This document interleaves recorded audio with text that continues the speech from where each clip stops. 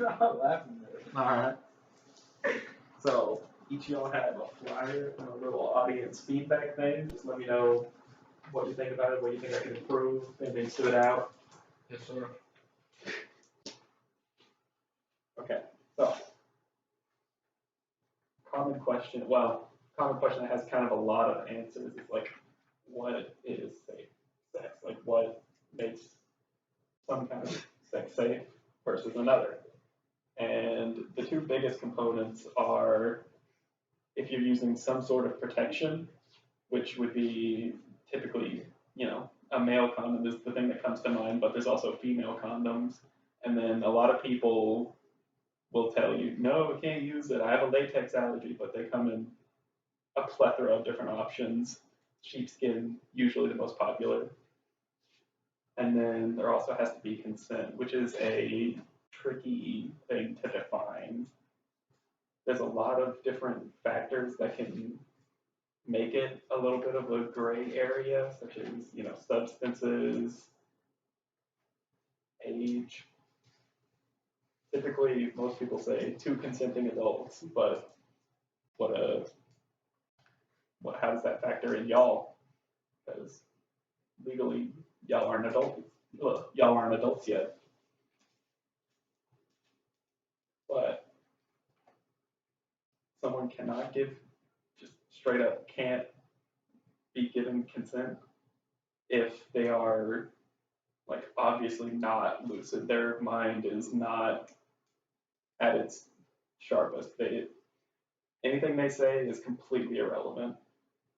And another common thing is, well, they didn't say no, but that's not a yes. The absence of no is so far from a yes. That's Question.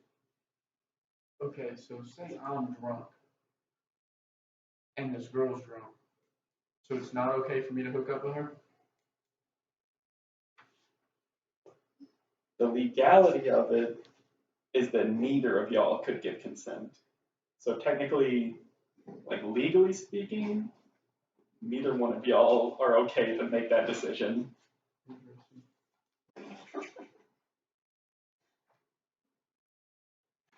You got any follow-up, or are you good? I'm good with that, yes, sir. Okay.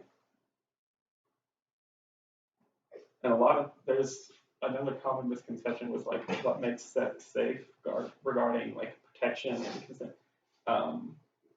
With a lot of the different contraceptives, like the female-focused ones, or even like a vasectomy, a lot of people think, well, if it stops pregnancies, there's no reason I can't get an STD either, but that's just not even close to true. You're at the same risk as if you had nothing going on at all.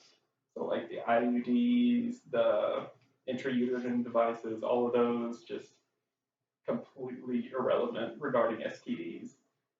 And one of the like more strange, or I guess like less, you wouldn't expect it to be as directly connected to safe sex, but committed relationships among teens have been shown to greatly increase their likelihood of being safe.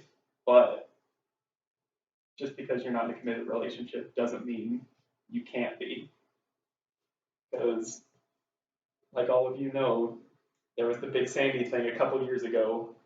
Half of their football team all got chlamydia from like the same 2 girls. Because none of them were protected at all. I have another question. So my friend says that if you shave before, then you can't get crabs. Is that true? That's not true at all.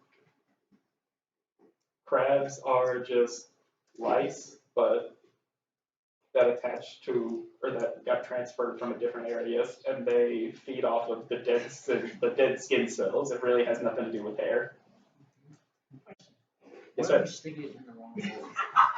You will realize, I can guarantee. But the best thing to do, most likely, they will tell you, and it's up to y'all to decide where to go from there. That's the most important thing, is if they consent to it after, and it was a mistake, it's, you know, if they already consented to sex, that's just a mistake, and then y'all can decide where to go from there. Okay, question, you mentioned sheepskin condoms earlier.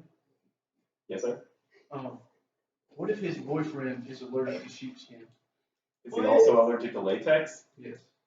Then there are some other, like, synthetic materials that you can use, but it's kind of harder to find those at stores, so your best bet is to try Amazon.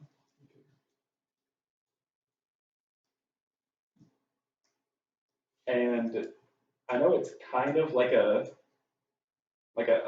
not that big of a deal thing for STDs, and it's kind of like a joke,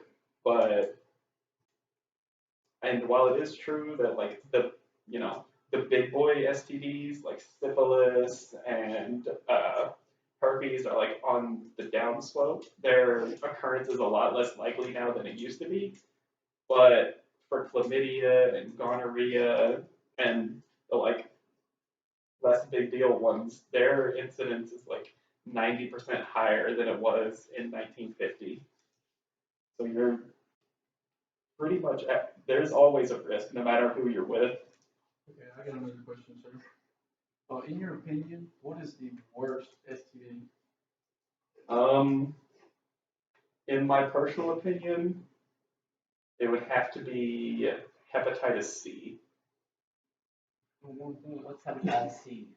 It is a virus that is transferred through bodily fluids, so like sharing needles, if you accidentally get a stick or unprotected sex, and it attacks your liver, and it will destroy it, and it can, honestly, it can turn your liver into looking like you've been an alcoholic for 60 years. It will absolutely destroy it.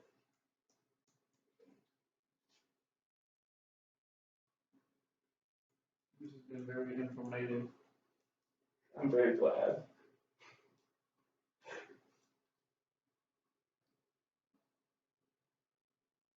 Do you have any more questions?